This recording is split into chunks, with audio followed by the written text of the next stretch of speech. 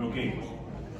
Okay, our next case tonight is 2425S.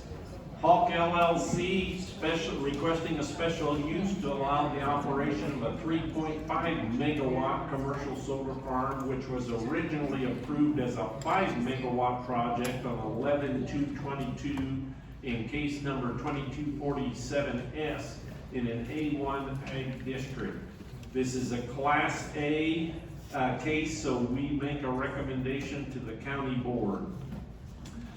Jason Hawksworth or other Hawk-Atello representatives. Name and address. Seth Uphoff. I'm here as legal counsel for the applicant, Hawk Solar. Business address is 5901 North Prospect Road, Peoria, Illinois. Okay, and are you also? Yep. My name is Jason Hawksworth. My address is, business address is 801 West Main Street in Peoria. Okay, for both of you, do you hereby swear or affirm to tell the truth, the whole truth, and nothing but the truth, self you got? I do. Okay, Health Department report. During construction of the solar array, portable toilets, hand washing stations must be provided. Tazewell County Soil and Water recommended approval. Soil maps and details provided with comment. Farm Bureau and Tazewell County Highway Department made no comment.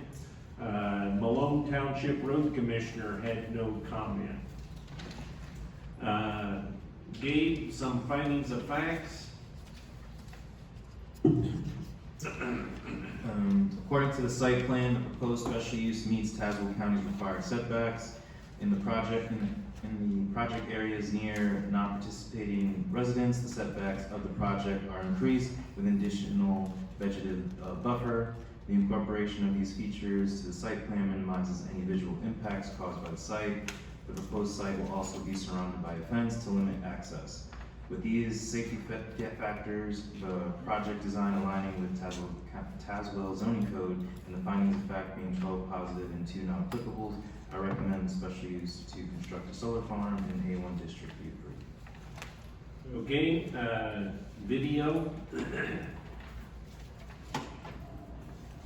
case number 2425S. Petition by Hawk-Atello LLC for special use. From Exhibit A, this direction south, directly in front of us, is the proposed location for the solar park. This direction is east down Hills Road. This direction is north. This direction is west down Hills Road and the nearest residence to the west. And back to the place it began. Okay, thank you. Okay, why don't you go ahead with your explanation of the request? Thank you and good evening. So this is going to be a presentation as to Hawk Solar, and I'm going to be calling Jason Hawksworth to provide the information about it. There will be no easements that are involved, so you won't have to worry about that. And I'd like to start off by asking for, just for the record, for admission of the application and exhibits into the record. So Yes. With that, then I would call Jason up and he'll provide the testimony for this presentation.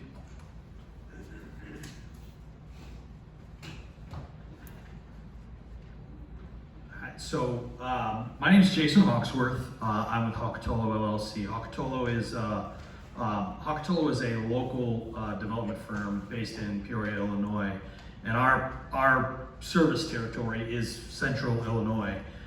Historically, we have been a behind-the-meter developer, solar developer, which means behind-the-meter meaning we typically develop projects for specific entities. So. If we were building a project for this facility, we would put it on this facility and power this facility alone. This obviously is a community solar project, which is a little bit different animal, but nonetheless, we're a local developer building local projects with local resources historically. Charlotte Gibbon also is here, who is the property owner. And I think it's important to note, honestly, the way that this project came to fruition is I was working with Charlotte's son, Kurt Gibbon, who is the director of a local county health department, not Tazewell, but Central Illinois Health Department, and he had mentioned that his family owns some property that might be primed for this type of development, given the fact that it's farm ground that's been in the family for a while, and it was not very well producing. It was poor producing farm ground. So that's a little bit of background history of the project. So Hawk Solar is a community solar project. I'm sorry, you can switch slide. Yep, sorry. So Hawk Solar is a community solar project, meaning the power will be put directly into the grid at the site, and then the use of the power will be for subscribers who are off-site, and that's the general principle behind community solar. And these will be Ameren customers who will subscribe to the power that's generated from the system, and the idea is that they would have a reduction in their energy costs associated with the use of their home or business, and a reduction over the retail costs of electricity through Ameren. You can switch slides. So the address is Hilst Road in Green Valley. It's actually 1.8 miles southwest of Green Valley. And we're looking to lease approximately 25 acres of the 80-acre parcel.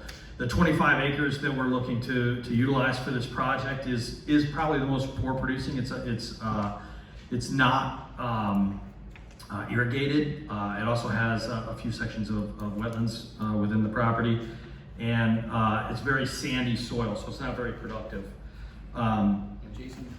Yeah. Jason, in relation to the irrigation topic that you just brought up, the landowner also owns the contiguous parcels to the south of this, is that correct? Yes. And they are able to put irrigation on that portion of the property, but this section, due to the layout and the space constraints, they weren't able to put irrigation into this section, correct? Yep, that's the way I understand it. And it's not realistically feasible for them to add irrigation, so it's just going to remain poor producing soil for the foreseeable future. Correct. Okay. I think we can switch slides. So the importance of the location of this particular parcel, obviously, as mentioned, is poor producing, but it also has access to the grid. Within, I think, 2.5 miles is the substation. And we'll talk about this a little bit later, but typically these projects are critical to be located near substations and have access to the grid. Now one of the things that'll come out of this, which may or may not be a positive, but would be an extension of the existing three-phase infrastructure that's in the location. So one of the outcomes in working with Ameren to complete an interconnection agreement is that they're going to have to extend the three-phase capability of the infrastructure in this area, which is an expense that will be borne by the project itself. So Jason, the reason you point out these elements as to why this project is cited here is you can't just put a solar facility anywhere, right? Correct. You've got to have certain elements that have to be met, such as having access to the grid, having capacity in that area, Correct. and then having participating landowners. Then once you get to that point, you still have to make sure that the terrain is acceptable and that you can meet all the requirements of the ordinance and the state code, is that right? That's correct. So with all those variables, it really does limit where you can place these sites because you have to have all of these elements present. That's correct. Okay. You can go ahead and flip slides, please. So again, this project was previously approved in November of 2022. At the time, we were pursuing a 5 megawatt community solar project on this exact same parcel, exact same location, everything. The reason that we did not complete the 5 megawatts is because in that process of working with Ameren to acquire an interconnection agreement with the utility, it was determined that 5 megawatts was above the capacity that was allowable at this site. So, and it took us obviously the better part of a year to get through that process with Ameren and discussing what our options were. Originally, when we made the application for 5 megawatts, it was denied. And then we worked through a process with engineers and the Ameren staff to determine what was allowable at this site. 3.5 megawatts is what was determined to be accessible or acceptable to Ameren and the site itself, and so that's what brings us here today. Actually, Jason, just to clarify what you just said, so the project at the county level, so Tazewell County approved the project. Correct. When you say the project was denied, that was in terms of the interconnection agreement with Ameren under the old design, is that right? That's correct. But under the new design, it would be acceptable to you, right? That is correct, and we've received permission from Ameren. They have done a full and complete engineering study and provided us with a cost for the upgrades that are necessary to attach to 3.5, and so we're at the point where this project has a very high confidence level of being a viable project from a capacity standpoint, from Ameren's perspective. We can go ahead and switch slides, please.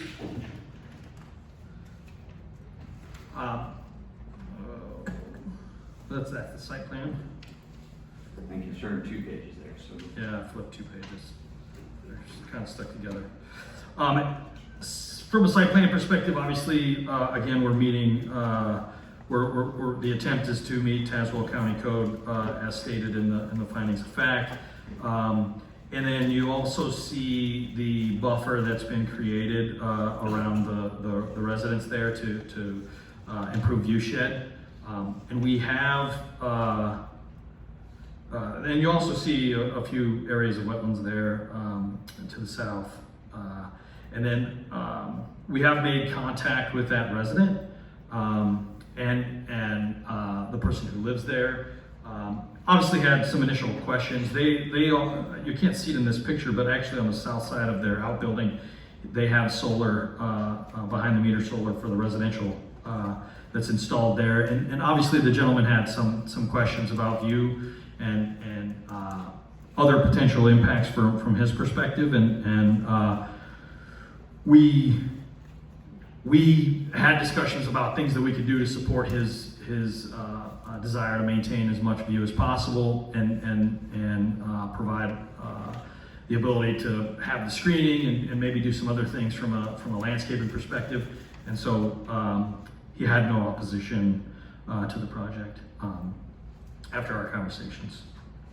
Really before, but just mostly questions related to that. Okay, so in relation to the project site plan, I know it was stated earlier, but just to go through it, this site plan as it's designed meets all of the required setbacks from both the road right-of-way, the residents, and from the neighboring non-participating parcels. Is that correct? That's correct. All right, and there's going to be an access road that's going to be installed on the western side, and that gravel access road will then lead into a laydown or staging area within the fenced-in location. Is that right? That's correct. So any construction workers that are going to be coming out and parking, they're going to be parking on site. Any of the equipment that's going to be coming out there is going to be going on site into the staging area. So you won't be parking along the road or otherwise occupying the road in that area. Is that right? That's correct. Right. And then, as you stated, there's going to be the proposed vegetative screening along there, and you would be setting forth a vegetation management plan with the county when you go to the building permit phase that would outline what those plantings will be and what the maintenance plan would be for those. Is that right? That's correct, yep. Okay. All right. Next slide, please. Oh, sorry. And again, so we've covered most of these, Yeah. but we've met all the site plan meets all of those setback requirements. Is that right? That's correct. When it comes to the height of the project, the maximum allowable height is 20 feet. And aside from the point of interconnection, you'll be below 20 feet on this project. Is that right? That's correct. And in fact, the panels here that you're proposing at their maximum tilt should be 12 feet or less. Yeah, most likely less, but yeah, 12 feet or less. And then you'll have a fence around the entire project that'll be 7 to 8 feet in height. Is that correct? That's correct. And then locked entry gates at that access road that we were just discussing. That's correct. And those, near those gates, there will be a Knox box or a lock box that would allow emergency personnel to make access to the site should they need to. Is that right? That's absolutely correct, yep. And is this project going to have 24/7 remote monitoring once the project is up and going? Yes. And then all of the required signage would be put in place both for code requirements and for alerting anybody in the public as to who they can contact if they see an issue out there. Is that correct? That's correct. Then in terms of the power lines per the requirements, you're gonna be burying those within the project area, except for the part where it goes above ground for the point of interconnection, which is on the western side or northwestern side of the project. Is that right? Correct, yes. Okay. And then the construction will apply, or, will follow all state, national, and local building codes such as the National Electric Code, is that right? 100% yes. So now, speaking of construction, if we go to the next slide, why don't you walk us through a few general thoughts about how construction would proceed? Well, generally speaking, as it states here, it would be about a 9 to 12 month process. I think what's critical to note also is that we would utilize steel pilings, so there would be no concrete foundations associated with the array itself. And that's obviously important because when the project completes and we go through the decommissioning process, it obviously maintains the site from a soil perspective at its original condition or better.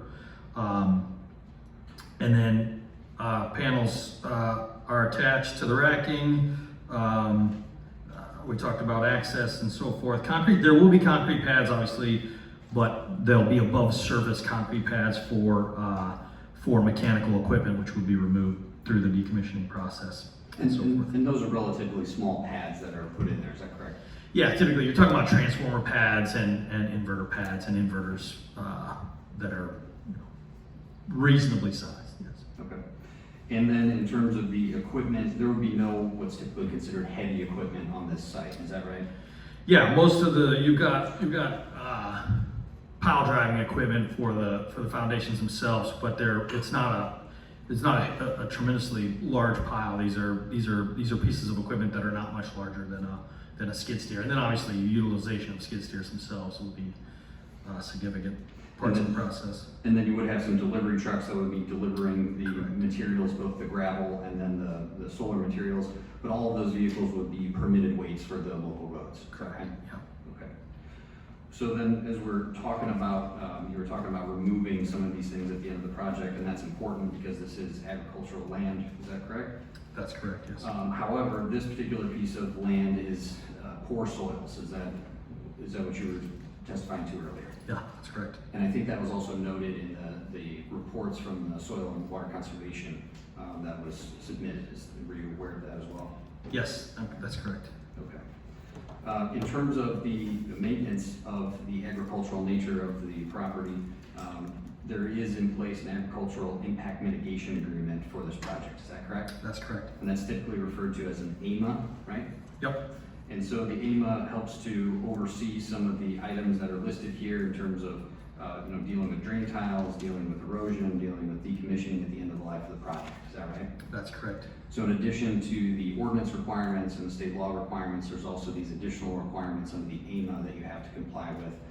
And the goal of those is to continue to try to preserve the land so that it can be returned to agricultural use at the end. That's correct. And part of what you're going to be doing to help further that, to both assist with the erosion and to return the land later on, is you're going to be seeding this with natural or native Illinois vegetative plants. Is that correct? That's correct. And seeking to be a pollinator-friendly site under the act. That's correct. Okay. So in relation to that, if we go to the next slide, then I think, yeah. you have some descriptors here in relation to that. Is that correct? That's correct. Yeah. And so you look for these plants to help conserve the soil in terms of reducing or eliminating erosion over time once they become established, is that right? That's correct. And again, in relation to that establishment, we talked before about a vegetation management plan, and that would also apply to the vegetative ground cover inside of the array and in the buffer area outside of the array, is that right? That's correct. And that plan would be submitted to the county and they'd have an opportunity to review that, right? Yep. And that maintenance, particularly for the pollinator-friendly sites, takes a few years to get those well established. So during those early years, there's going to be more visits to the site for that type of maintenance. Is that correct? That is correct. Once that gets firmly established, then there will be minimal visits for maintenance of the project throughout the life of the project. Is that correct? Yeah, that's very much. Okay. And there's also other qualities that you think the native pollinator plants will provide by planting those with not only reducing erosion, but because you're gonna have those types of plantings, you're gonna be reducing chemical and fertilizer use and eventually eliminating that on the property, right? That's correct. Which helps lead to increased and improved water quality in that area. Yep. And as we were talking about before, these are really sandy soils, so the water's gonna move through them quickly, so trying to hold it down with root systems and then also keep it clean is important to the local watersheds. Is that accurate? That's correct, yes. Also, these plants are gonna provide some additional habitat for small game, upland game birds and things like that, in addition to all the benefits to the soil. Would that be accurate? Yes. Okay. So then once we get to the end of the life of the project, why don't you walk us through the next slide in terms of decommissioning? Yeah, so decommissioning, as mentioned previously, is done in compliance with IEMA. But in addition, obviously, the foundations would be steel pile, which could easily be removed without any foundational impacts or any of the foundation that would be left to have an impact on the land itself. The decommissioning process is managed by a bond that's established with the county. And the idea is obviously to restore the land to either the same and or better condition prior to the installation of the system. And this is due to the fact that obviously we're using pollinator-friendly habitat, native plantings, which will put nutrients into the ground and so forth and so on. So, but yeah, the decommissioning process would also, like I said, mentioned, carry a bond, and the estimates are on the next slide, actually. And before we jump over to that, the decommissioning bond, Tazewell County makes a request that those decommissioning plans be reviewed and that bond be reassessed every 4 years. Is that right? Yes, I believe so. And you as an applicant are willing to do that with Tazewell County to make sure that those bonds are new decommissioning plans and bonds are being updated every 4 years. That's correct, yes. And so then moving on to the next slide, this is the preliminary decommissioning plan. Preliminary because obviously the site hasn't gotten to final drawings yet in terms of engineered drawings that would be submitted for a building permit. So as you best understand it, these are the materials that would need to be removed, and these are the costs and salvage values that tend to go along with those materials. Is that right? That's correct, yes. So the preliminary cost estimate is a little over $340,000 that would need to be bonded for this. Is that right? That's correct. And that obviously could fluctuate a little bit once you get to the more finalized drawings, but those decommissioning plans are put together by engineers, and then the county has an opportunity to independently review those. Is that right? That's correct. So then moving on to the next slide, after it's decommissioned, it would be returned back to ag land. Is that right? That's correct. And so is that why you typically refer to this as a temporary use of the land? Yes, roughly 35, 40 years, give or take. And how does that impact of this particular parcel sort of play into the grand scheme of things here in Tazewell County? Well, yeah, obviously it's a small percentage of the total ag land within the county. Obviously it's a 25-acre parcel, poor performing ground, so I think the impact is extremely minimal. All right. And you also have some percentages here showing the impact and how much tillable farmland there is in Tazewell County, at least according to the USDA in 2017, which is the most recent census. Is that right? That's correct. Okay. Now, the temporary use of this land then also provides some benefits. You've got the benefits that go along with providing additional energy to the grid and grid stability.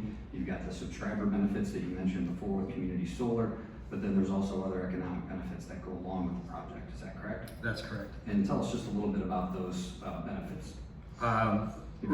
Next slide, please. Yes.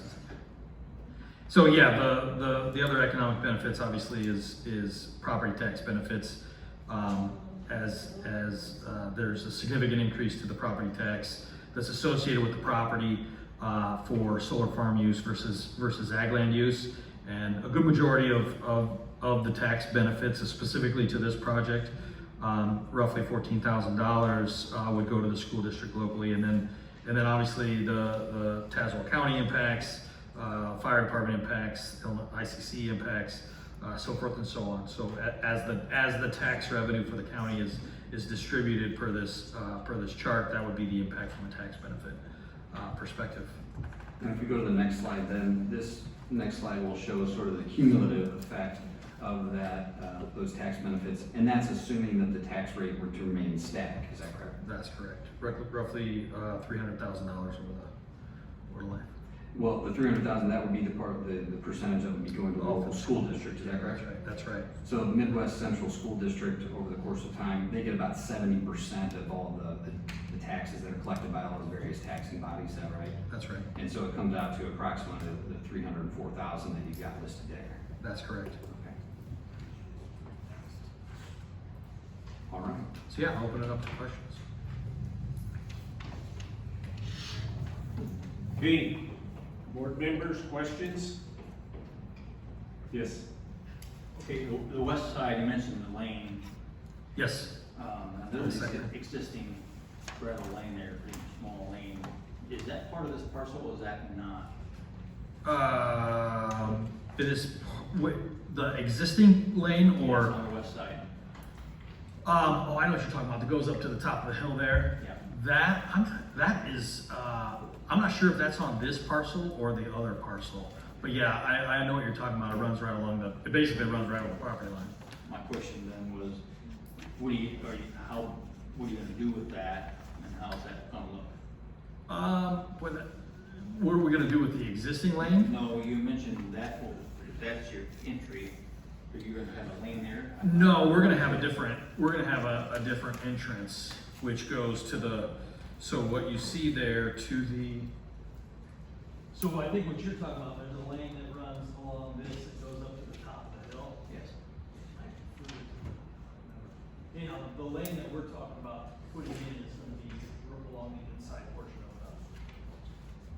of the array.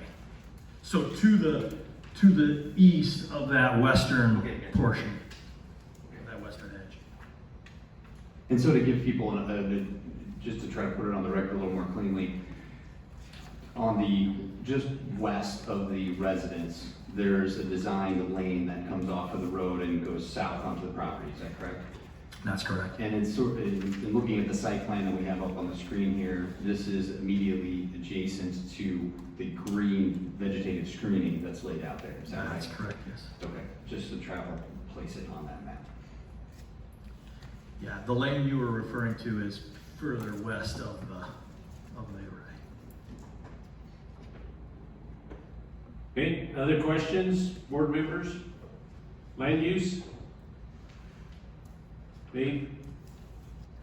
Yeah, appreciate the ground being used as being less productive and stuff like that. The other last ones haven't been that way. Not much of that in Tazewell County, but I think we found some here. Question about the grid space, and you said that there's gotta be three things, yeah, and you gotta be close to something like that. Yep. Is there a finite amount of grid space? I mean, how much, so you got yours, can other people be on, or is there a limit, how many people can jump on this? Well, there's actually one that already exists right next to the substation, so roughly 2.5 miles. And so the idea here is that the substation does, as it exists today, it does have a finite amount of capacity that's available to be attached to it. And so there's an existing, I'm not sure if it's 2 or 5 megawatts that's immediately adjacent to that substation, which is ultimately what limited our ability to put 5 megawatts on there. Now, if Ameren were to expand that substation, it would in theory create capacity so other projects could go in. But as we sit here today, I don't believe that's the case. Now, again, also, there are upgrade costs that we will incur for the purpose, so that might open up more capacity just by nature of us paying for upgrades. So the new technology could get you more power just where you're at, right, just your existing footprint now? I'm not sure I understand your question fully, but So you made a new solar panel comes out, you can swap out or something like that? yeah, well, our limiting factor is the capacity that's allowed on the grid. So it doesn't really matter if we change solar panels, we'd still be limited to that 3.5 megawatts unless there was expansions of that substation that allowed for additional capacity to be put online.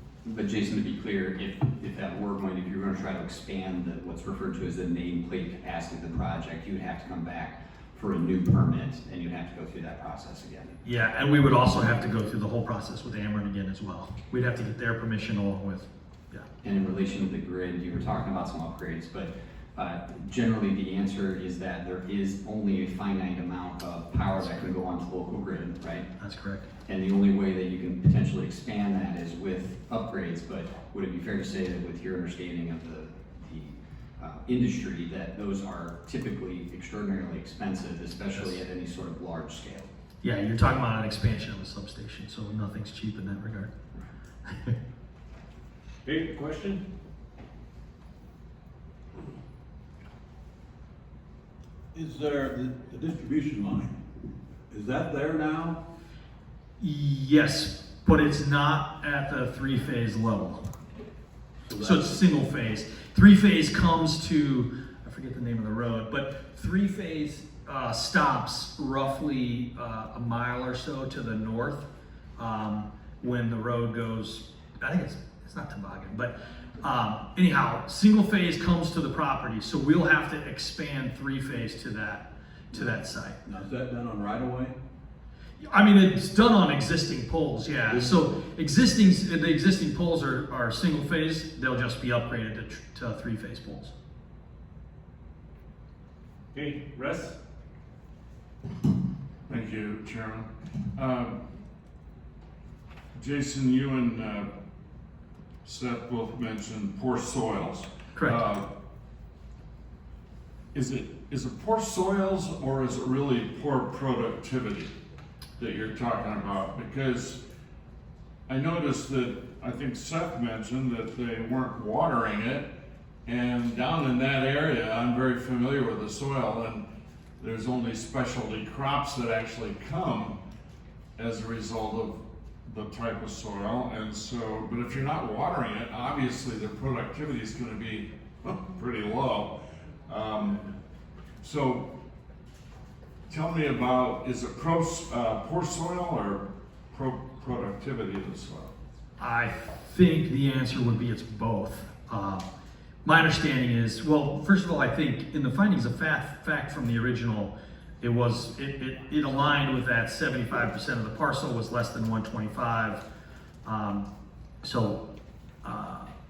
believe the answer is both. Number one, it's not irrigated, so therefore it has a reduced production value based on that. But in addition to that, the soils are very sandy, and the comment that was made is that the farmer has trouble getting anything to grow on the site. So I you think would both say that there is absolutely no prime farmland in that area? Well, I don't know about the area, but I just know in conversation with the farmer or with the family that owns the property that was the conversation. Yeah, I didn't mean in the whole area, I meant in your site for your project. Yes, yes. So in the report from Tazewell County Soil and Water in relation to this particular site and this particular project, they stated that they didn't give the percentages of the soils of the breakdown on the soil map. So there is some land there, some soil types that would be considered prime soil. It doesn't say how much of the site would be prime soil, but it also indicates there's other soils on there that fall below the index rating and so are not considered prime farmland. Additionally, then it's not irrigated, which also has the impact of reducing it below prime farmland. And the irrigation issue is one where it's not in a position to be reasonably irrigated. They're irrigating the portions immediately to the south. And if you look on the packet you have, I think it's Exhibit E, you can kind of make it out. Some of the satellite maps do a better job of showing it than others. But if you look at the two parcels that are immediately south, or south and then south into the east, those are owned by the same landowner. You can see the typical circular tracks for irrigation there, but given where the pivot point is, it's not able to make the turn and get to the northern part of this parcel. So even though they're able to irrigate the southern portion and make it better land or better producing land, this upper portion, the 25 acres that it's being targeted here, they can't reach with irrigation, and there's really no good practical way to irrigate it. So I think Exhibit E in your packet probably demonstrates that the best. Thank you. My next issue is decommissioning. When you talked about decommissioning, and then this is, I'm guilty of being petty here, but you said you replace the soil with soil that's as good or better than what you found originally. How do you replace soil better than you found it? Well, I didn't mean replace it, obviously. I think the point that I was trying to make is that over the life of the asset, where you have vegetation that's putting nutrients back into the ground, in theory, when you remove the system and you go to till that ground back up again, it should have reasonable nutrients and be at a reasonable condition, similar to what it is today, if not better, depending upon Even if the it's, nutrient values. even if it's 35 or 40 years later? Yeah. Well, we heard comments tonight from, I think, Mr. David, if he's still here, from Morton, Illinois, that if you don't use the soil for 30 or 40 years, you have a depletion that naturally takes place that means your quality and your product are going to be negatively impaired. I'm not a farmer, so I don't know that, but it makes logical sense to me.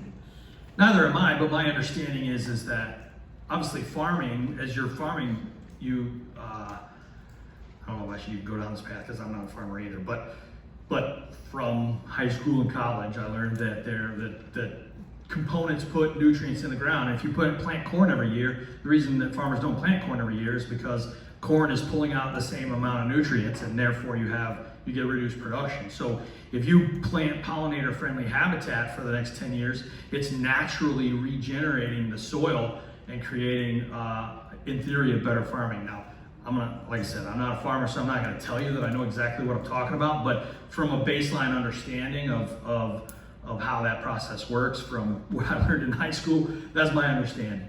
Okay, thank you. And Mr. Crawford, could I comment on that as well? Yeah, sure, sir. All right, so just a little bit of background. I did grow up farming. Family still farms. We farmed in central Illinois for over 100 years. And I've also worked with a couple of professors, one from Illinois State University, who's now moved on down to Texas on this topic. But if you think about the state of the land before we broke it out into farming, right? So this was native prairie that was here before, and it was very fertile land, and that's why they decided to start farming it. Now, some of it more than others. Some areas are sandier, some have more clay, some are wetter, and some are drier. But overall, the central Illinois area has fertile farmland. The reason it's so fertile is because there were so many years where those natural vegetative plants that were native to this area, grew, died, composted, and continued to regenerate and put those nutrients back into the soil. The microbes that the individual was talking about before, that's very true, but those microbes thrive on the native plants and that natural composting when they're not disturbed. So farming is necessary, and it's very important to our lives and to the industries here in central Illinois. But at the same time, when you're working the ground and when you're putting these crops in that are pulling out a lot of the nutrients, that's why we have to go back and put fertilizer on. We have to go back and put nitrogen in, because a lot of it is being sucked out. So I think it's actually the opposite of what the gentleman was talking about before. When you allow that land to lie fallow, especially for a long period of time, you allow that land to rest, to not be worked so hard with the farming, to not have nutrients pulled out by the corn and soybeans, and to allow the natural vegetative plantings to compost in the way that nature intended. So in fact, by having it lay fallow longer, you're actually going to improve the soil more than sometimes farmers will let a field lay fallow for a year or two because they're having issues with it. They want to try to rebuild it. They'll go out there and spread more fertilizer, spread manure, spread things like that. This does it in a natural way, but over a very long period of time. So I think that's what he was trying to testify to earlier, which is by allowing this land to lay fallow, by allowing this natural process to take place, the soil is certainly not going to get any worse. And I believe that the studies would show, and the professors, if you speak to them, would tell you that it would improve. Now, will it become as productive as if you're pumping a bunch of fertilizer into it and all those things? Probably not the first year or two that you put it back into ag land, but it would be like breaking it out of native soil back, a century ago when they did, and that was still very fertile soil at that time, arguably more fertile than it is currently. Thank you. Couple more. I've got 1, 2, 3 more issues. So bear with me. Thank Sure. you, Mr. Chairman, for your graciousness. One of my constituents sent me an email with a picture in it after the last board meeting when we pissed backwards on 2 cases. And the picture was interesting. The picture was an airplane hangar, huge. You know, there's concrete, then there's the hangar, and then all over the top of the hangar for miles was solar panels. And then there was another one with a city, which there's not much green in the city, not much farming in the city. And it was covered with solar panels. And, you know, I saw your slides up here, and you're technically correct about the small percent that this project's gonna take out of farming. But if you notice, this is almost not the zoning board of appeals anymore. This is almost the solar committee, because we're getting a lot of solar. And so as we continue that trend, those percents are gonna get bigger and bigger. So there is gonna be a negative impact on prime ag land and other ag land. So I'm intrigued by this idea. It's a futuristic model, but it's where solar companies, instead of hitting up all the farmers for their land, they go to cities and they talk to the leaders there about implementing solar all over where they're not impacting agriculture at all, but they're still getting all the benefits of solar and the sun and generating energy, green, clean energy. So I'm not asking you to comment on that, but one more while I'm on this space odyssey, I guess. It just makes sense to me, and I'm a crazy guy, so I don't think normally, that, you know, one of our big concerns about the solar isn't really the solar. It's that you need so many damn miles of it in order to harness that kind of energy. So, and I don't know if any of you are solar experts, and there may be some in the room that I would encourage to answer me sometime when you get a chance to mic. But it sounds logical that eventually with technological improvement that we'd have smaller and smaller spaces for solar, which would receive more and more sunlight and would generate more and more electricity. Now, I know we're not there, because that's why we got all these vast spaces of these solar panels, which is starting to be concerning to some policymakers, like yours truly, who is a huge solar and green energy fan, for God's sakes. Okay, last thing I want to talk about is something you do control. Jackie's predecessor and I went to a meeting with all the zoning people in the state of Illinois years ago. And we got them to put in this language of seeding with native pollinator. Now it's on every solar company's slides now, because we then took it from there to state law. So it's in the state law. What I would have and should have done, but I didn't do, so shame on me, is not put just the native pollinator, but use the word planting native pollinator instead of seeding native pollinator. Because Todd Bong and I have talked about this in this ZBA, not in this hearing, but in previous hearings before. We've seen, even on projects that Tazewell County owns, for God's sakes, where we allow seeding instead of planting, which means, as you pointed out, Seth, earlier, a couple of years before that grows, so you don't have any of the benefit of it for years. and then you got mud with the rains we get in Illinois. And then you get, so not only does it look ugly, but sometimes if it's adjacent to a highway, that spills out on the highway, and now you've got real, now into my area that I used to be an expert in, traffic safety, you got a real traffic safety problem. You can have injury and death on a highway based on mud that comes off a solar project. So what all that means is, I want to see more planting of the native pollinator and less seeding of the native pollinator, so that we don't have to go several years before we get the benefit. And I care about that so much, I'm gonna, for the next couple of months or a year, I'm gonna be begging petitioners that come in here that wanna do this to voluntarily do that, and for the ZBA to require that as a condition. What I really want to do is go to Springfield and change the legislation, so you'll be required to do that. And so we won't have to play this game here locally in each ZBA across 102 counties. So my question, and maybe Seth, you're not prepared to do that, but on a previous petitioner, I got him to agree to partial planting. Not everywhere, but not seeding everywhere either. Thanks. I think it's hard for us to answer that specifically because I'm not sure when you say planting versus seeding, I think it's just a difference of nomenclature. You know, we plant corn, but you seed oats, so it's sort of the same, you know, it can be one and the same. So I'm not sure exactly what you mean. You put the green in the ground, not the seed in the ground. The problem with that is It costs more for the company to do that, but it's safer and it doesn't have the sedimentation problem.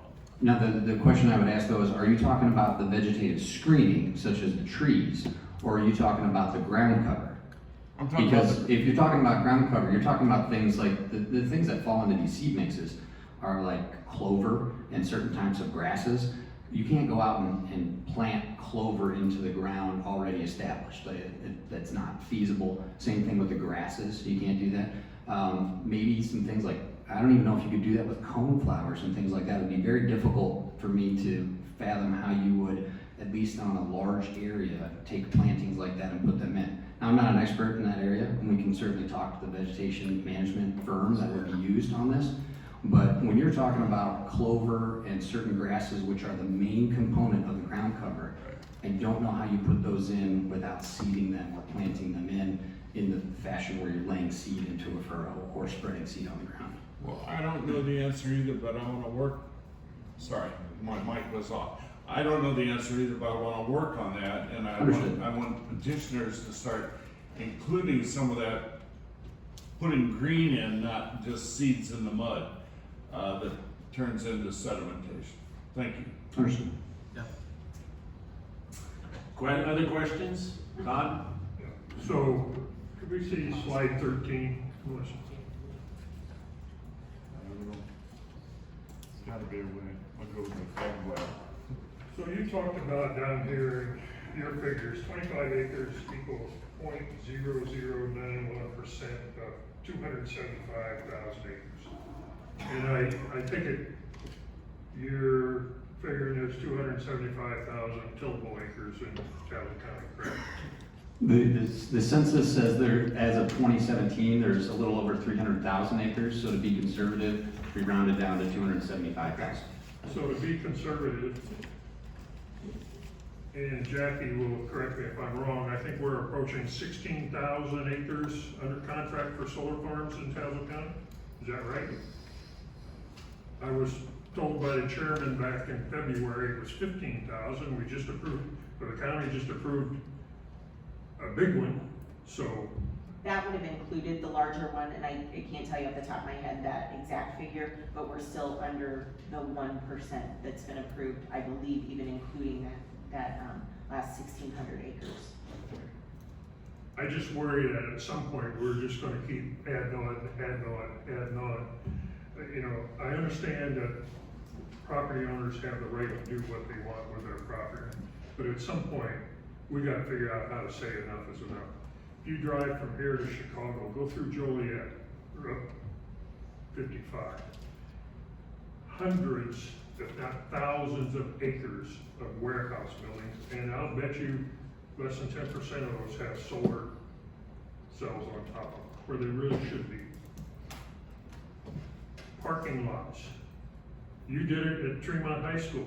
You Yep. put overhead covers up that they park their buses under and generate solar power off of. You guys should be looking at that. Yeah, it's a little more expense for you, but there's huge parking lots all over this county that could be doing that with and staying off of prime farm ground. And I think you guys need to talk to communities about that.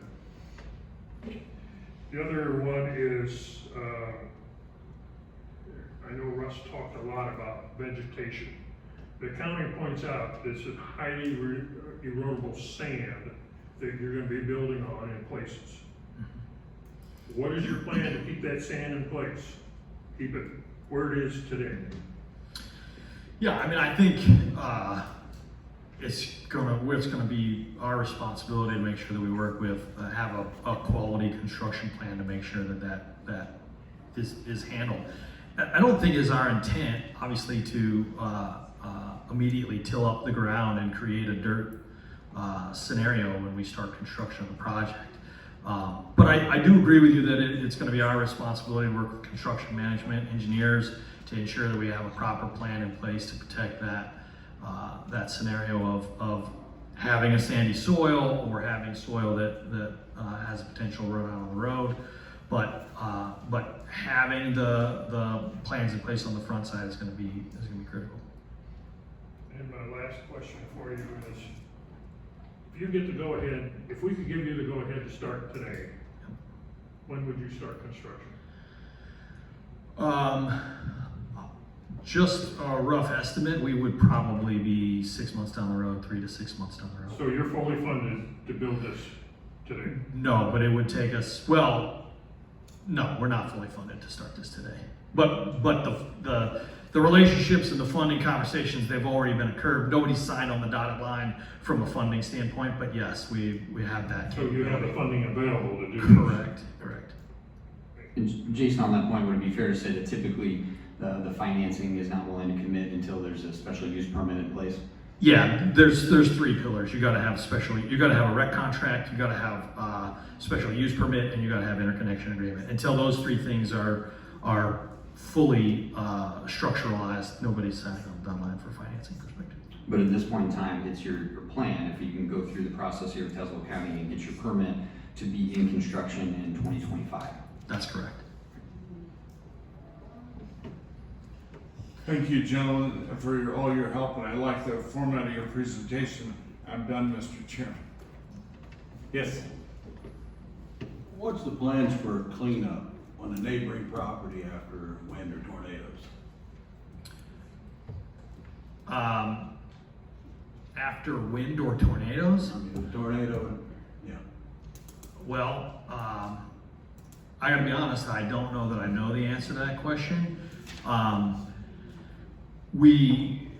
If there's tornadoes, obviously we have insurance for replacement of the property. We also have insurance from a liability perspective. So if there's an impact to neighboring properties or neighboring land that's caused from this, it's an insurance event that would take effect in cleaning up the neighbor's property or replacing neighbors, any of their property that was damaged as a result.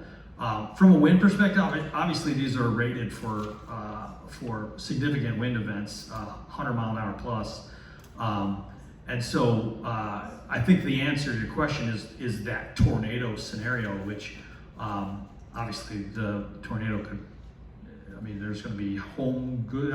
If a tornado comes through, there's a heck of a lot more going on than the solar panels that are, and I've experienced that. I live in Washington, and I was one of the people who had a complete loss and blast effect. And I got to tell you, I didn't have anything to do with cleaning up the roof shingles from my house that were many, many miles away. Exactly. That's the problem. You're not gonna have anything to do with cleaning these solar panels up that are miles away. Well, I mean, again, like I said, if there's an impact to someone's property, we would have a responsibility from a liability perspective. If a tornado comes through, there's a lot of insurance obviously happening, and most people are taking care of their own business. But if it's because a solar panel went through someone's windshield or something like that, then that would be a liability event that we would be responsible for. But from a tornado perspective, yeah, I don't know that I did talk to my underwriter about this, Okay. and he told me it's an act of God. Yeah. It'll it be is. my problem to clean it up on my field. Yeah, I don't. And so that falls under, this is not an existing use for the farmland. It's not something that's consistent with the area, so it really doesn't fall under an A1 agriculture project. If a machine shed goes across my farm, it's very easy to clean up. 25 acres of glass, I have no way of cleaning that up. Hazardous material in that solar panel, I have no way to clean that up. My farm could not be used anymore, possibly. So, Jason, are you familiar with the makeup of the panels that are used? Yeah. So. And are you familiar with the studies that have shown that they actually don't have, first of all, it's very minute amounts of certain metals, but that they've done testing trying to extract those metals from the panels, and even under laboratory tests, they're not able to extract them to a level that will cause any sort of health hazard to humans or animals. Yeah, I mean, a solar panel is made up of crystalline silicone, right? Which is it's just as crystalline silicone, which is similar to what you find in sand. But that crystalline silicone is the cell itself that creates the energy generation. Those cells are actually made with an imbalance of electrons, and when the sun hits it, it forces those electrons to fill the gap, and that's how you generate energy on the module itself. Outside of that, obviously you have some conductive materials which are taking the electricity from those cells to a junction box, which is how the electricity gets out. Outside of that is glass, which you mentioned before, which is a large majority of what a module is made up of. And then you have aluminum framing, and then you have a back sheet, which is obviously not hazardous. It's not hazardous at all. So very little, if any, very minimal amounts of hazardous materials. There's nothing that would have an impact if that tornado event were to happen. There's no hazardous materials that have an impact that would deem a farm unfarmable. Yeah, so 90%, I think it's 98% of a solar module is fully recyclable through the process, which is glass, aluminum, the conductive materials, so forth and so on. So I don't know. That's what a solar panel is made of. The biggest impact, I think, to your point earlier, is that the largest portion of a solar panel is the glass itself, because you have a 1/4 inch tempered glass, which is rated to defend against hail and all kinds of different things. But that's the largest component, is the glass component. I don't know how you would clean up shattered glass. Often thousands of miles or hundreds of miles, however far the tornado took it. I don't know that I have it. So now it's a case of being on your neighbor's property. It's a property right issue now.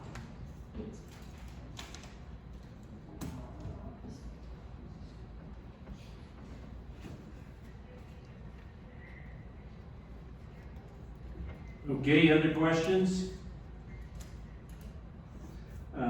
Tab Godby? The tab here? Yes. Okay, you wanna come up to this microphone up front? Okay, you're declining. Okay.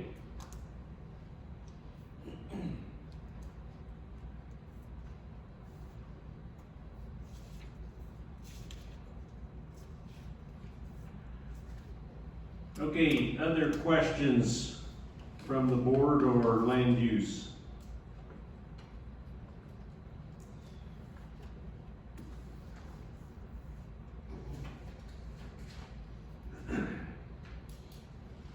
Okay, closing comments?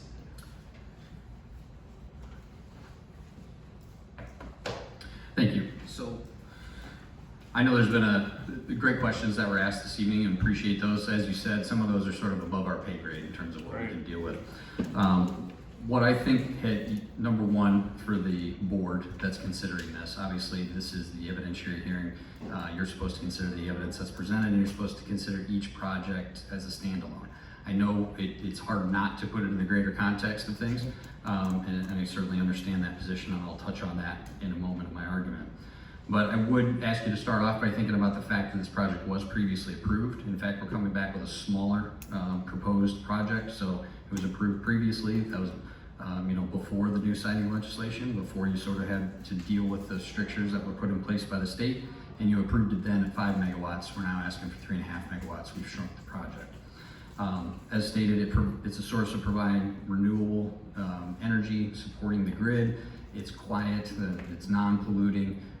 You're not going to have light pollution out there. You're not going to have fertilizer overspray or chemical overspray. You're not going to have trash being created and blowing into the neighbors' yards. It's a pretty good neighbor, all things considered. And there's going to be a reduction of the fertilizer and pesticide use over time, and along with the improvement of the soils and having constant ground cover there, that should help improve the water quality in the area.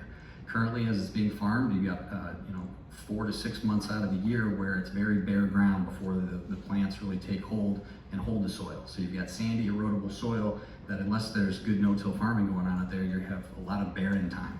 With this project, you're going to have vegetated ground cover once it's established year-round, and so that's going to help with the soil erosion issues that were being referenced, and hopefully improve the water quality along with it. As you're dealing with the farmland topic, and I know we were talking about it as a small portion, and you're right, this is just one project. You were thinking about other projects that are being involved.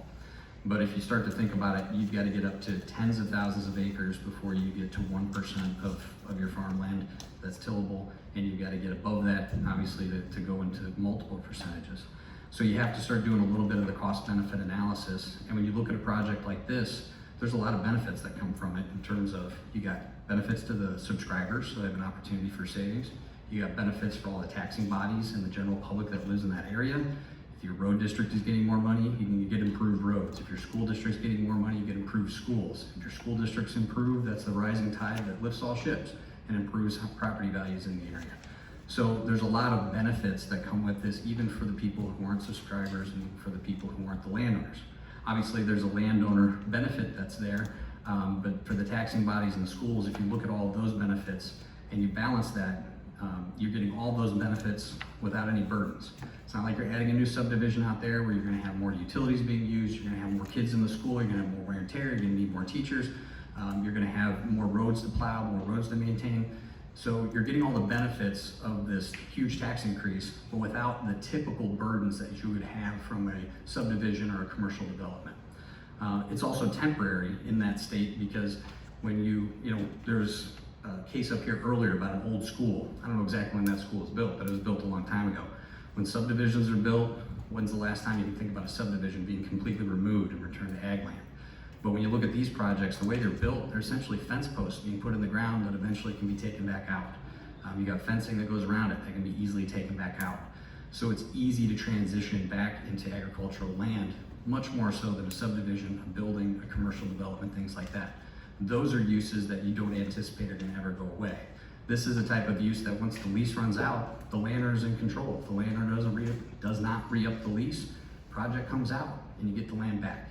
So it's temporary. It's a long temporary, no doubt, but in the grand scheme of soils and in the grand scheme of the counties and the states, the time period that we're talking about is not overly extensive. So it is temporary in that nature. So you start to balance all of those things. Are you willing to trade all of the benefits that you get? Are you willing to accept all of those for a temporary use of your prime farmland that will eventually be returned? And you get all these benefits and you still maintain 99, 98% of your tillable soils. So if you start to look at that on balance, I know the acreages start to seem like a lot, but if you look at the percentages and you put on balance the benefits you're going to get and the fact that those acres can be returned back to that total at the end, I think that it weighs in favor of these types of projects. Then you get into the final thing, which is the landowner rights. So, and I know, Russ, it's easy to talk about going into cities or going to parking lots and going to buildings and putting these things on. First of all, when you're talking about those big commercial buildings up along the interstate and all those things, there's weight limits. I mean, there's things you have to deal with. You can't just cover every building with these things unless you go back in and reinforce them and handle all that. So there's a lot more that goes into it than simply thinking we're gonna put solar up on those roofs. But you also get into the landowner rights portion of it. And these landowners who are here want to utilize this small portion of their land in a way that can benefit them, in a way that can benefit the surrounding community. And it's a dual win for them and for the community in terms of the benefits that come to the taxing bodies. And so I think the landowners, when they have a project that isn't harming their neighbors, that's gonna be a good and quiet neighbor, and that's gonna provide all the benefits, and is gonna have the potential of being returned back to ag land in the future, then those property owners' rights should be respected and they should have an opportunity to move forward with this project. So given that, we would respectfully request the board recommend approval of this project to the county board. Thank you. Okay, thank you. Mr. Chairman, Yes. I have a question. To Seth's point, I have a softball for Jackie. Since we all approved this exact project before, why did they need to come back? Because they modified the project got smaller. Well, In lieu, maybe we should put in our rules that if they make it bigger, they should come back, but if it's smaller, they can come no, back. it's because they would have needed an extension, and so the I see. extension, it was a modified Got project, it. so we encouraged just instead of an extension request, a new request. Thank you. Okay, our next case tonight is 2426S, Fast Avenue Solar LLC. Oops. I need the paper out of your folder. I've got all the reports.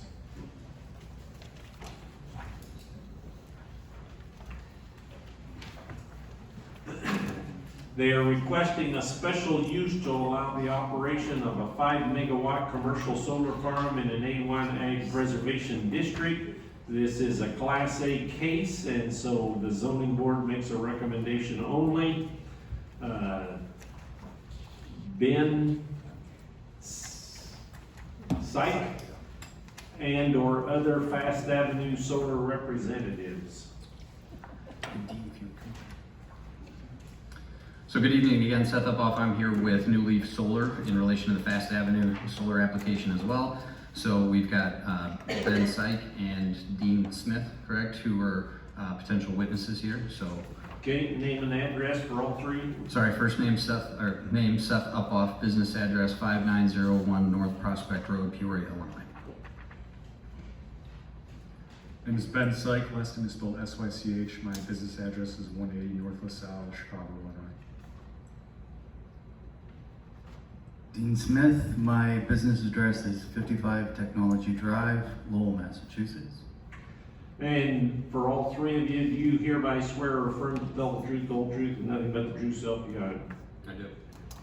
Okay, Health Department, during construction of the solar array, portable toilets and hand washing stations to be provided.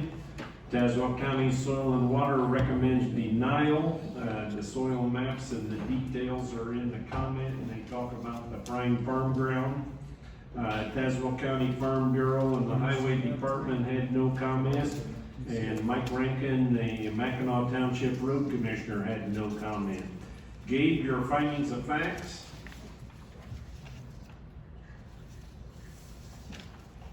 According to the site plan, the proposed special use meets Tazewell County's required setbacks. The plan also incorporates safety measures such as a 7-foot chain link fence and cedar trees for vegetative screening.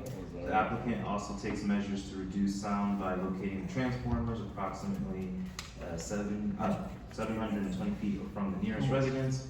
With these safety factors, the project design aligning with Tazewell zoning code and findings of fact being 12 positive and 2 not applicable, I recommend the special use to construct a solar farm in A1 district be approved. Okay, video. This is case 2426S. Petition by Fast Avenue Solar LLC for special use. From Exhibit A, this direction is south. Directly in front of us, the proposed location of the new solar facility.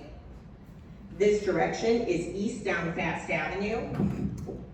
Nearest residence to the north, this direction north. This direction west down Fast Avenue. And back to the place of beginning. Okay, thank you. Okay, time for your presentation. Thank you. So again, Seth Upoff here with the team from New Leaf Energy. We're going to present the Fast Avenue Solar Project. Somewhat similar to the last project, this is a project that was previously approved in a different format. It's been reformatted and brought back to you for consideration. So we'll have Ben Syke, who will come up and walk us through the presentation. Ben?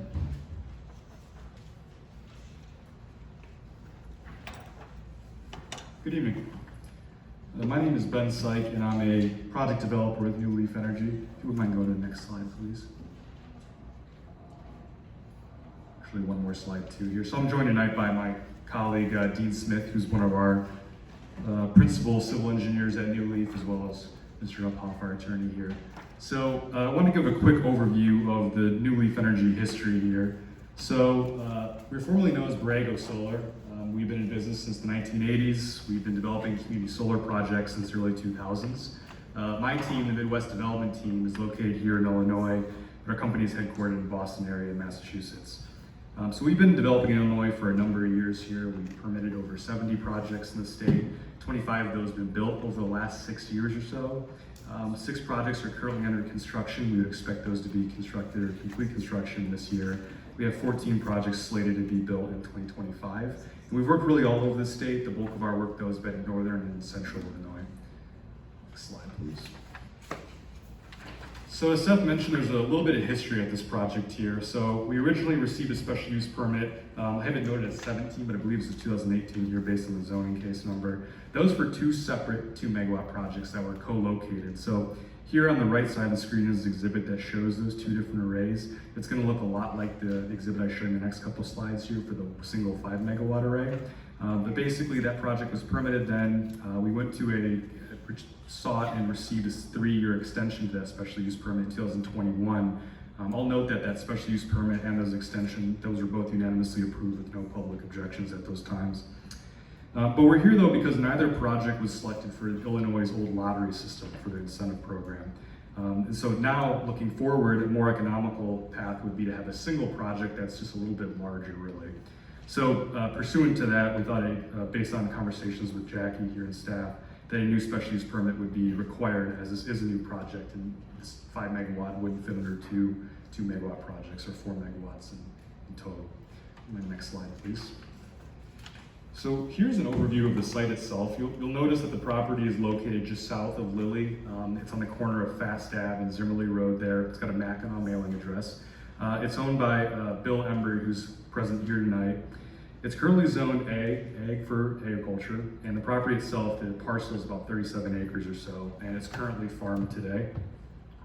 And Ben, to clarify something you stated before, so you said you're coming back with a little bit bigger project, but really it's only bigger in terms of the megawatt production, is that right? That's correct, yeah. The actual acreage amount is very similar to what we had before. Okay. And you indicated, and I guess we're going on to the next screen here, you have a 37 acre parcel, but you're only going to be utilizing approximately 26 acres, is that right? Yeah, that's right. Okay, and tell us a little bit more about the overview here. Sure, so the project itself, as we noted, is a 5 megawatt project. That's the equivalent of about 600 homes worth of power there. It has 13,440 panels on it. This is a single axis tracker site, so the panels aren't fixed. They track the sun throughout the day. So starting in the morning, the panels are oriented to the east. As the sun moves across the sky, the panels will sort of follow those to the west there. There's no battery storage in scope for this project here, not now, and there wouldn't ever be in the future. Site access, the access road, you can see it in the northwest corner of the layout over here. There'd be a new driveway apron there off of Fast Avenue, and that access road would then kind of curve into the actual center of the project area there. And of course, this is an Ameren project as well. I'll also note that there's not going to be any tree removal at this project. There are wetlands situated on the southern portion of the property that we'd be avoiding entirely. And then I'll note here, and I'll expand on the next slide here, that we have some more, we've taken more room for setbacks than I think we necessarily needed here. So the next slide, please, and I'll explain that in a little bit of detail here. So here's an exhibit. I apologize, a little hard to see on the screen, I think, but I'll point it out for you here. So maybe starting with, there's 4 different buffer circles. First starting at the west side, and then there are 2 in the northeast corner, and there's one on the east side there. That buffer circle is a 150-foot buffer that's drawn around those homes, those occupied dwellings. Per the ordinance with a 150-foot setback to the panel, you'll note that per this exhibit here that the panels wouldn't be in any way located within those buffer areas, so we satisfy that particular setback there. Moving from the homes to the actual property lines, you'll note a hashed line on the inside of the larger bolded property line there. That's a 50-foot property line setback that we have in here. You'll note too the panels are not within that setback either. And it's not necessarily denoted here, but you'll see that the road is a little bit set back from the property line. There's also, I believe, a 50-foot setback from the right-of-way too, so we'd be, of course, abiding by that as well there too. Now, the fencing that you're gonna have around the project, that will be in compliance with the code as being a minimum of 6 feet, is that right? Yeah, that's correct. And then there will be locked gates at the entry on the north side where that access road leads into the project. Yeah, that's correct. And at those locked gates, you would have a Knox box or a lock box that would allow entry for emergency personnel if needed. Yes. And then you would also have all the requisite signage around the property, both for any safety issues and to provide information to the public in case they saw something that they needed to call and report. Is that right? Yeah, that's right. And then to that end of calling and reporting, this site would be remotely monitored 24 hours a day, 7 days a week. Is that right? Yes. Okay. All right, next slide. So next I want to just give a brief moment here on the neighborhood outreach that we conducted for this project too. So we had New Leaf representatives from the company conduct outreach to all the adjacent neighbors with residences on them there. I believe there are 5 different parcels here. They're a little difficult to see, but the blue areas, so immediately to the west there, and then to the north, I believe there are 3 unique parcels up there. There's one in the northeast corner there, and there's one in the east. So we conducted outreach door to door on there, made sure to notify people that if they were home at least, that we'd be moving forward with the project here. Wanted to capture any concerns or questions. We didn't get any real feedback from any of the neighbors, those who we were able to reach. But we did conduct that during the weekday, the weekend too, to try and hit people, but ultimately not everyone was available when we were there. And going then to the next slide, even though you didn't have any direct comments or requests for this, you did plan for some additional screening across from where those residences are, is that right? Yeah, that's correct. That was meant to be really just like a thoughtful or preventative measure there. So for our actual landscaping plan here, you'll note off the north property line as well as the east property line there is a consistent row for lining of trees there, evergreen trees. These are spec'd as eastern red cedars. 124 rows in the total, but to your comment, Seth, the actual northeast corner there, as well as that eastern portion, there's a little house in that, or what we expect to be a house in the future in that northeast corner there. There's a house on the other side of Zimmerly Road there. We assumed that since they were, comparatively closer to the project than some of the other homes, that we would basically stagger, so add an additional row or line of screening there to just further benefit their view shed. And I know this topic came up before, and I don't know if you have any better answer for it, but the plan will be to use the appropriate native seed mix within the array, is that correct? That's correct, yeah. Move to the next slide, please. So I want to talk for a moment about drainage here as well too.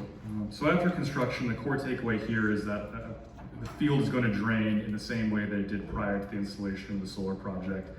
We have on the right side here an exhibit that we have prepared by Halston McBride out of Rochelle, Illinois. They conduct an awful lot of drain tile surveys across the state. We had that drain tile survey conducted to basically identify where the field tile is in this particular farm here. You'll note I think there's 4 different tile lines in this particular parcel. Here's a really small one there in the southeast corner. But we do that because, one, if you do it early on, you're able to consider your drain tile location when you're actually putting together your positioning of your solar panels, so you know where your posts can go. You can avoid them from a construction level design right away.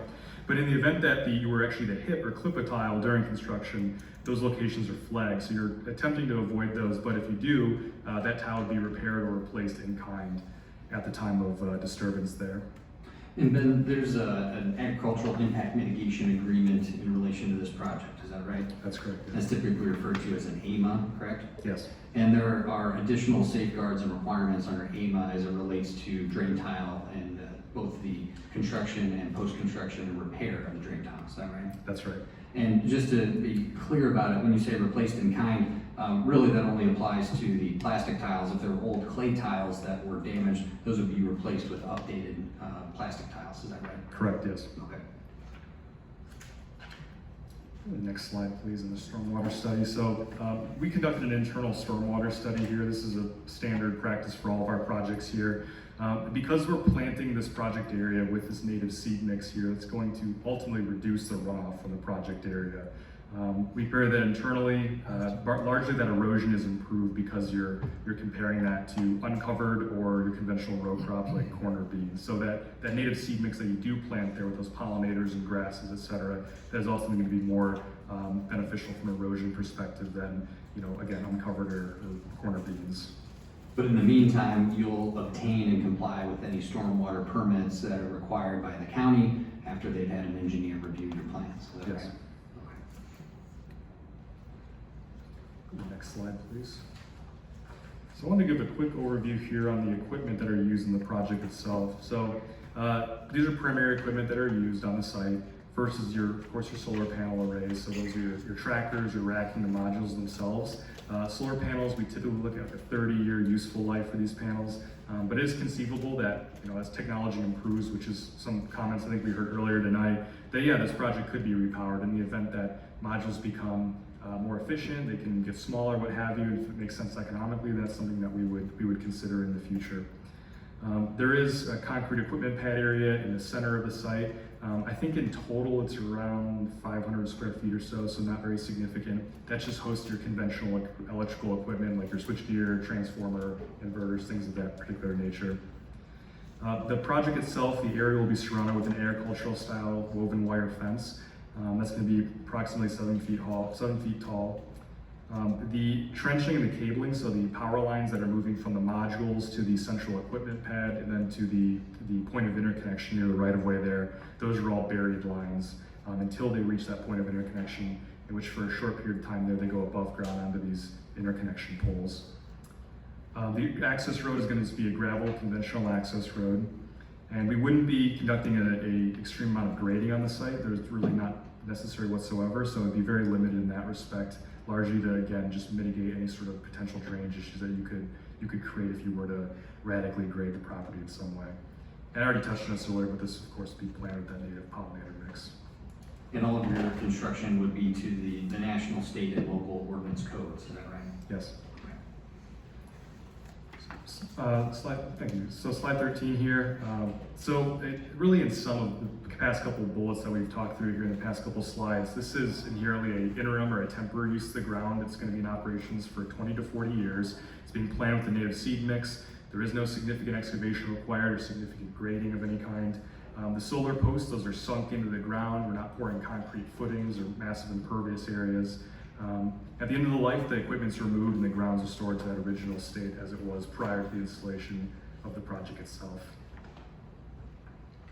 Next slide, please. So here I have a noise study exhibit that we conducted internally here. And the core takeaway from this is that the noise levels from the solar project are going to be undetectable outside of the fenced area there. The only source of noise from this project will be isolated to the inverter, which is really at the center of the project area. So at the fence line, it would be just the exact same noise that you'd be hearing from conventional ambient noise, whatever that might be at the time. And obviously, because this is a solar project, those would only be running during daylight hours. So at night, it would be silent, right? Yeah. Okay. Next slide, please. So when we discussed decommissioning here, I had a slide on this to talk about two different core themes here. So first is that the decommissioning plan, that's going to provide for the removal of all the structures associated with the solar facility itself. It's also going to include the restoration of the soil and the vegetation on the property too. That's all per the requirements for the agricultural impact mitigation agreement with the Illinois Department of Ag that we talked about earlier. That includes a decommissioning bond that would be posted with Tazewell County as that named beneficiary. Ultimately, that bond would cover the complete cost of decommissioning for the project. So we didn't include salvage values in our total workup here, and we also added a 10% adder to that estimate. I believe earlier that there was a specific requirement in the county too for like a review period, which we'd be abiding by as well. So to be specific on that, that would be every 4 years you'd be willing to provide an updated decommissioning plan and bond assessment. Yes. Next slide, please. So I want to next discuss the tax breakdown, the benefits from this project here. So over the first 25 years of operations of the solar facility, it'll pay approximately $598,000 in property taxes. I'll note that the vast majority of those tax dollars are going to be going towards your DMAC consolidated school district over here. That total would be around $427,000. It's really the lion's share of that. The remaining balance would go towards your conventional things like Illinois Central College, your road, bridges, fire protection district, and the library, cemetery, etc. And then this is just for the first 25 years of the project. There's the potential then that this would increase if there's the extensions for the project are awarded. And when I say that, what I mean is the lease is structured such that there could be some additional time at the back end of the lease. Is that right? That's correct. It's structured such that there could be up no more than 15 additional years. Yeah. So a maximum of 40 altogether? Correct. All right, so these numbers just reflect the first 25. It would then, if the project extended beyond that, it would increase, another 15 years worth. Yes. Okay. So wrap up here with this slide 17 for project benefits. So I just observed that it's around $598,000 in property taxes over those first 25 years. In year one, that equates to around $34,000 in that first annual tax bill paid there.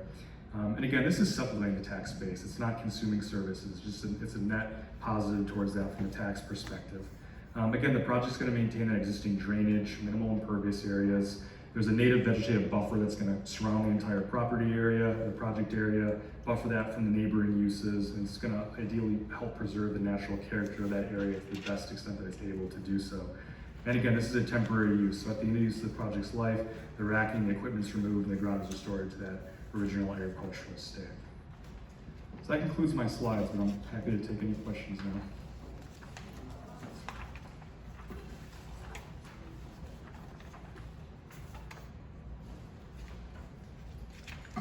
Hey, board members, questions?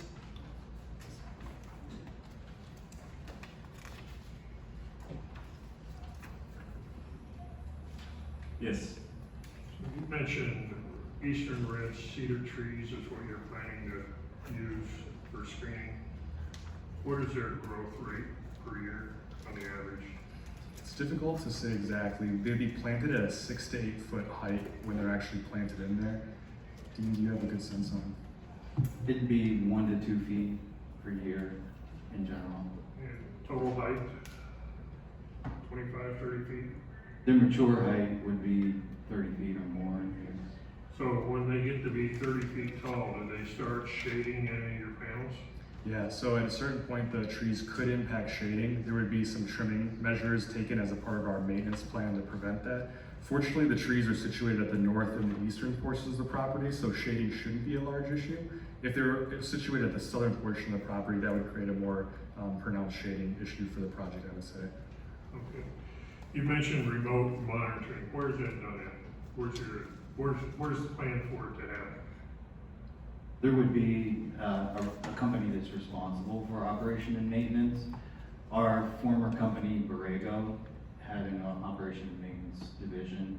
So there was an operations center where there were personnel there that were monitoring the energy output. If there was a problem with the system, that would create an alert that would go to a remote operations center like that. And where was that? Where's it located? Is it local? Is it upstate? Is it Massachusetts? It would depend on who gets the contract for the operation and maintenance. They would have a local team that's accessible to come to the site on short notice. It can be monitored from anywhere. Borrego's operations center was in Lowell, Massachusetts at the time. It's in Texas now, but there are other providers that would be available for the operator of the system. You mentioned setbacks from the residents, on one of your slides, and you had circles around them. Is that measured from the closest point of the building, or the closest point of their property line to where you're gonna be constructing? It's measured from the foundations of that structure, of that house. Is that the way it works? Okay. And then, construction noise, you know, Lily's not a big town. I don't know how many people live in the Lily, maybe 300. But I can tell you, I live in Tremont, and when they built the solar field west of Tremont, about a mile and a half from my house, 6 days out of the week, I heard this. From about 7 o'clock in the morning till 5 o'clock at night, where they're driving steel pilings. Now, I know there's probably no way to dampen that down, but what is the plan for construction times in days of the week? We would typically operate during normal hours, like 7 to 5. The actual construction period for these systems is relatively short. I don't know who constructed the one that was near you, but the racking systems and the foundations of those would be one of the initial operations on the site.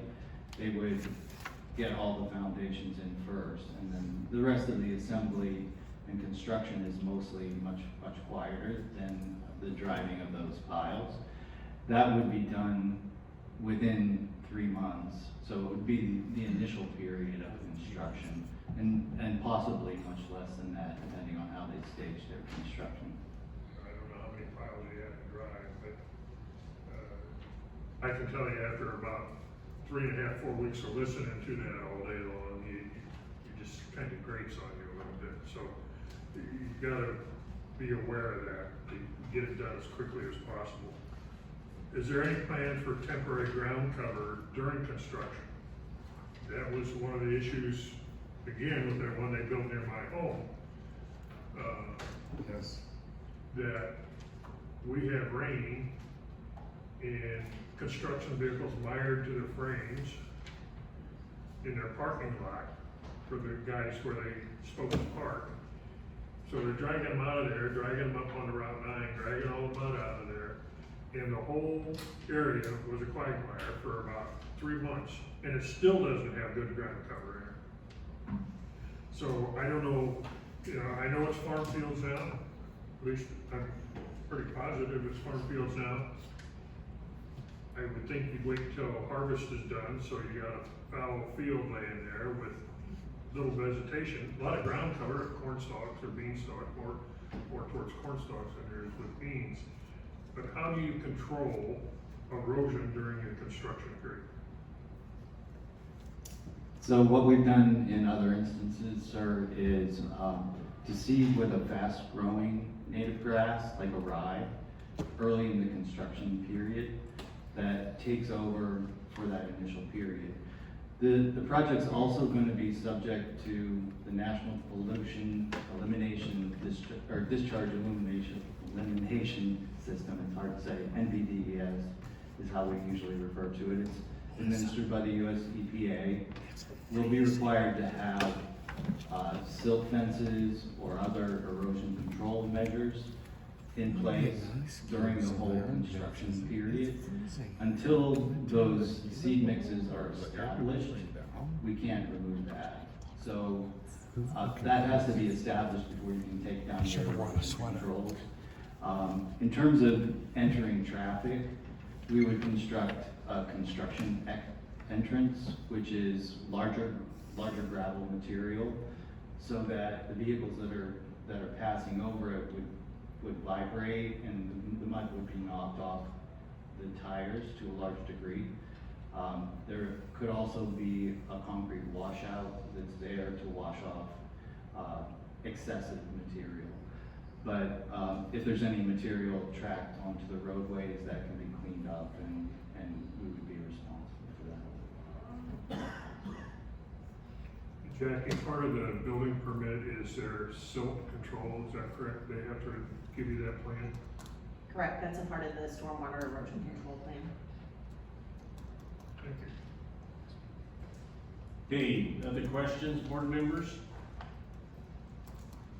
Land use?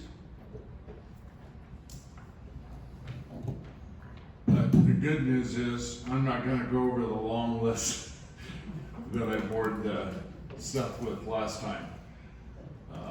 But I'm only not doing that because you were in the room, I saw you, and I know you heard all that. I still have the same views, and I would still like to attach those, not only to this second solar, but all the rest of the solars that are gonna come. So, and I know you guys heard all that as well. I agree with with Mayor Bong, in all of his concerns about soil erosion and sedimentation, and especially the trying to get some planting in there, some green that's gonna absorb some of that water so it doesn't flow. I know there's the thing you just said, Jackie, it was 4 words, it's soil erosion control, what is it? The stormwater and erosion control That's it. ordinance. Yeah, so,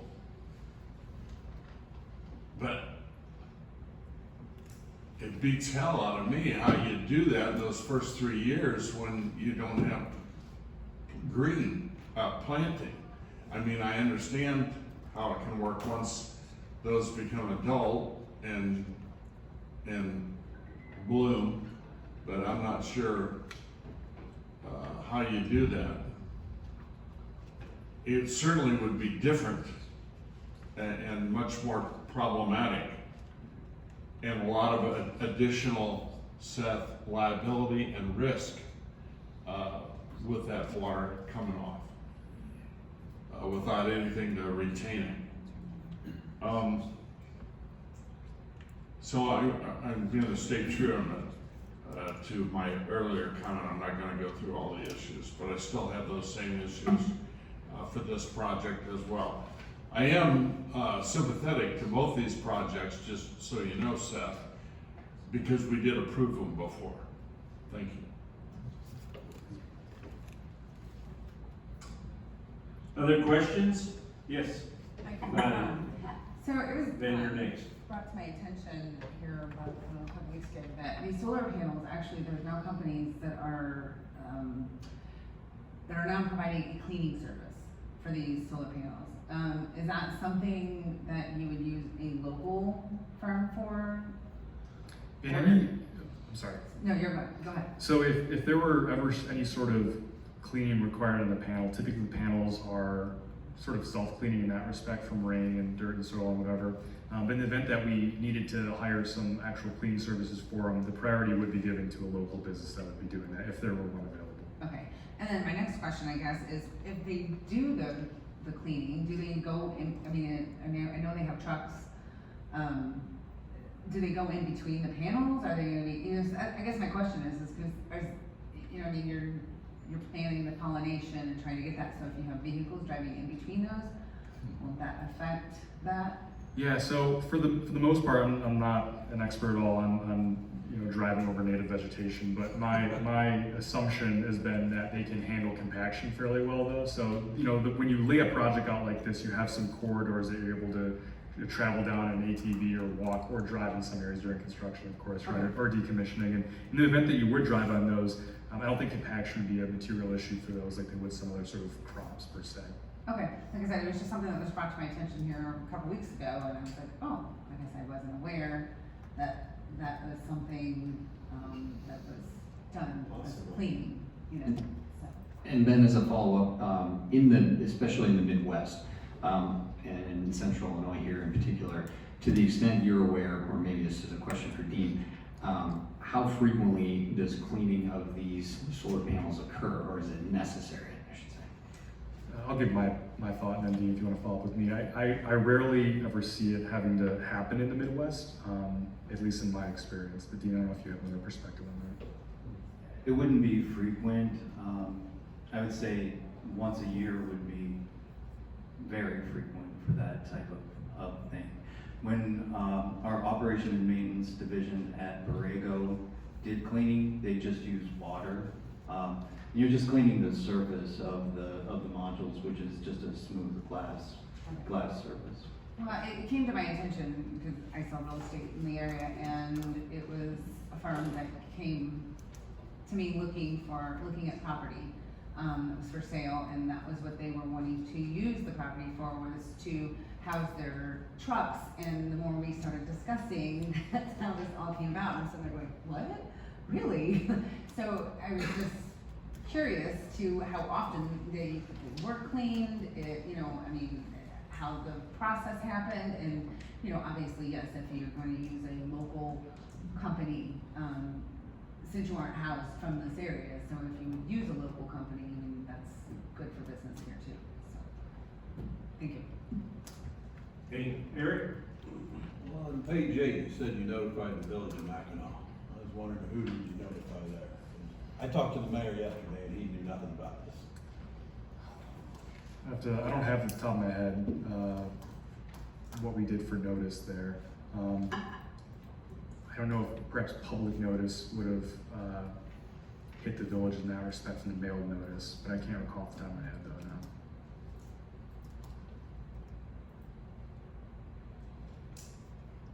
no. Other questions? Yes. Fire departments. Is your outfit gonna offer to pick up the training that they're gonna need? Dean, I'll start with that. So typically for our process here is what we do is after the project has been constructed is when we bring in that local, in this case I guess the fire protection district in there to be trained specifically on our technology on this particular site. You show them where the signage is, the Knox box, the access gate, where the equipment's isolated to and located, then you train from that specific area. Yeah, that's correct. There would be a training program after the system has been completed where emergency personnel, including other emergency services, would be educated on the project. Okay, I have one more question.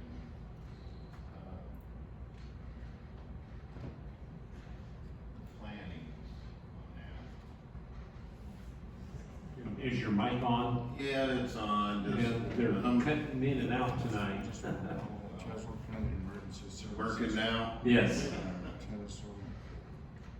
Do you mean No. the vegetated screening or the Well, grass? for when you're having trucks come in, loading, unloading, whatever. Have you ever considered like having a belly wash before they leave the property to keep the debris off? Yeah, that's what I referred to earlier, the concrete wash station, where they can actually pull off of the gravel road and Okay, okay, that's great, It 'cause it would only be used if there was excessive mud on the tires. That construction entrance that I described before would normally knock off the majority of that material. so how would they do for the water? Is that gonna be hauled in, or? Yeah, there would be a water truck, so that would be available for that. Okay, thank you. Thank you. Okay, other questions? Just one follow-up then in relation to the drainage questions that were asked. Obviously, we've got the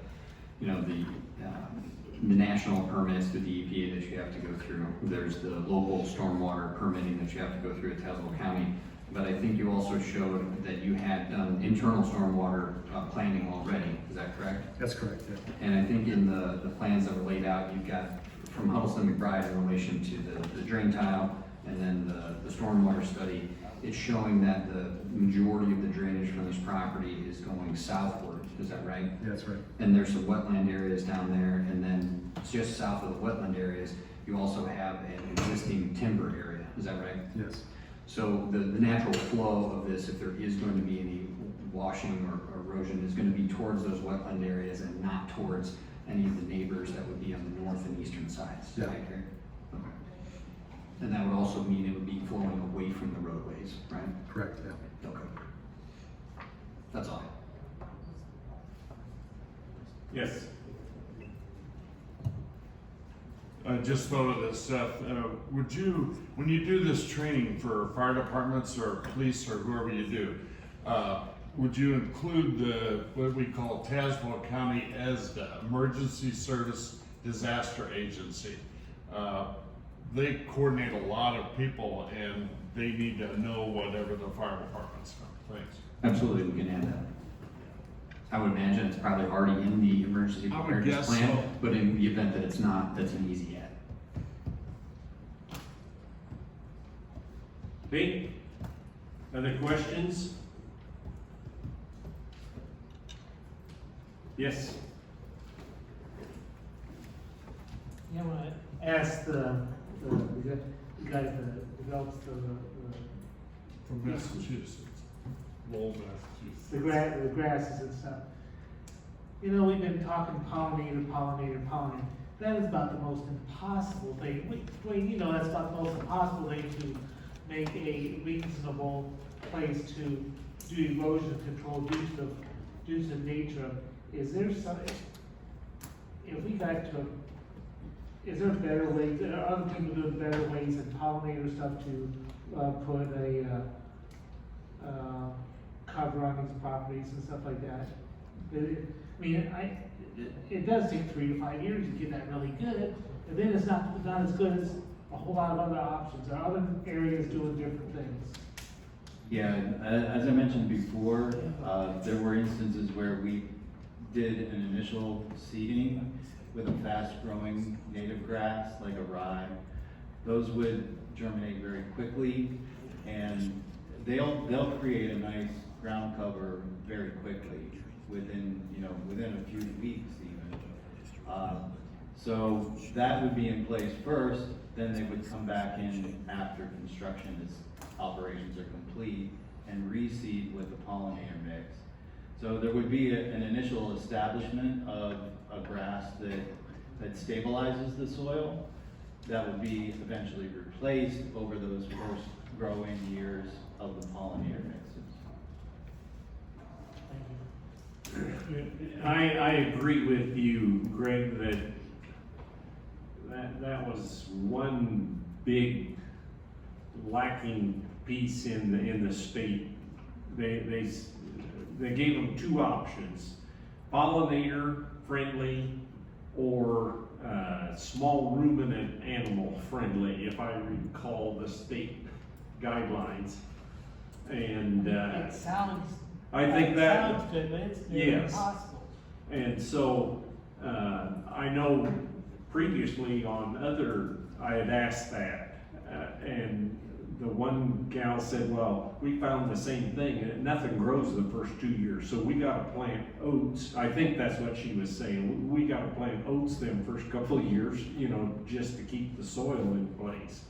And they do have their seed list on here. The big blue stem grass, well, we know that as old prairie grass, and it took, a long time for that to get started and stuff. And so I guess the point we're trying to make here is you're gonna have to have some type of cover crop to get stuff started. And so I would rather see a cover crop there for the first 3 years than to say, oh, we put the pollinator out there and it's still growing, And if it takes 5 years to get that going, I'd rather have the first 3 years be cover crop. To hell with the state. I agree, 100%. I think that's a common refrain. And so, like I said, I think you guys understand that you gotta have something to keep the bare ground covered. And coneflower's not gonna germinate for 2 years. So, and big blue stem's the same way, it's very slow. And They're so, gonna wanna maintain silt fences for 3 or 4 or 5 years. well, yes, but I don't think they're gonna be able to according to AMA, they're gonna be able to remove the silt fences until they show they can get the other stuff done, anyway, Yes, question for Seth. You just heard what the chairman just said. If the ZBA approves this with that condition that you plant something, would that be acceptable to the petitioner? Well, I'll ask the petitioner, I'll give him a second to think about it, because I can't speak for them on that issue in terms of what they would or would not accept. But my experience with this company has been that they're very thoughtful on these things, and they're always willing to try to do anything they can within reason to try to make these work. So with that, Ben, do you have any thoughts on that requirement? I think we need to kind of take it back and discuss how much of that native seed mix, because I think there might be a better blend. Yeah, like a blend really. And for what it's worth, the native seed mix that we provide in these is meant to be sort of like an early example of that. Typically later on as we go towards the process, towards building permits, when we finalize that native seed mix to find something that's ultimately appropriate. Sometimes soil and water conservation districts have guidance or best practices that we're always happy to incorporate or consider in the project itself. The challenge I would have at present right now before taking it back is knowing how much that mix could we put in something like oats or something like that could grow without frankly like upsetting the state of Illinois. That'd be the thing for us to figure out. So yeah, so I mean, just being candid. So I think we'd have to take it back, but like Seth said, I mean, we're always open to taking a closer look at things to see if we can find something. Because if it is common sense, then maybe we ought to take a closer look at it. Yeah, hang on. There is the vegetation plan that we encourage them to get with Rob Clark at Soil and Water to review and make sure that those mixes are something that he feels are going to work well in this area. So just know that does come later, and Mr. Clark has come up with some mixes that he feels will be beneficial. So again, that's something that they'll work on together as they move towards the building permit. Okay, and then I wanted to clarify on this same subject. Let's say the corn crop comes off this fall, and so you've got corn stalks, and you're going to start construction in 25. You indicated we need a cover crop, and so is that what you're talking about? Rye, because that's become somewhat popular here in central Illinois. People seed rye in the fall and then let it get 2 foot tall and burn it down and plant beans in it in the spring. And so is that what you're talking about? You would plant a cover crop even before construction began? We have in other instances Okay. done that at the initial stages of the construction, just to establish and stabilize things. There may be other methods that are appropriate as well. That's just what we've done in the past. Okay, yeah, it seems common sense to me then rather than just driving the truck out there and start driving piles, that there'd be a little cover crop of something green, during that construction. Because obviously it's gonna get tore up and it's not gonna last real long, but it is there, to start with. And Mr. Chairman, to that point, the landowner's here was just informing me, and I noticed when we looked at the video, you can tell that he currently uses a cover crop. I don't know if you I noticed. saw in that one section, yes. So he currently uses a cover crop, and he's got a rotation, he indicated, of corn and wheat, is that right? And so, between his use of cover crops and wheat being on the property already, I think that's potentially a very strong likelihood that we're gonna have something like that there that can be worked with pre-construction. Okay, other questions?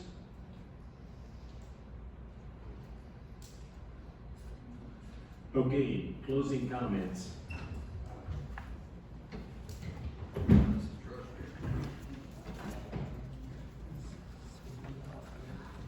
I will, in the sake of time and for what it's worth, I will ask the chairman to adopt my previous closing argument to the extent that it was generally applicable to this project as well. This is a project that you previously approved. And it's a project that now comes back to you in a little bit different format, but aside from that, has not changed much. All the same benefits are there that we discussed before, and I'll just close on, like I did before, the landowner rights perspective of this. Our landowner is here tonight, and this is an opportunity for him to utilize his property in a way that is gonna suit himself, but also benefit the community. And I would also note, we didn't have any objections that were noted here. There was some residences in the area, and there's no objections that are noted. So between the recommendations and the evidence that's been presented, I think we've met your code, and we would respectfully request that you recommend this project for approval to the county board. Thank you. Thank you, and we will include your closing comments from the first case Thank you. with this one. Okay, Unzicker 1, 2, and 3 are gonna be presented. Unzicker 1, 2, and 3 are gonna be presented together. Do you wanna take a break before you hear this last one? Okay, short break.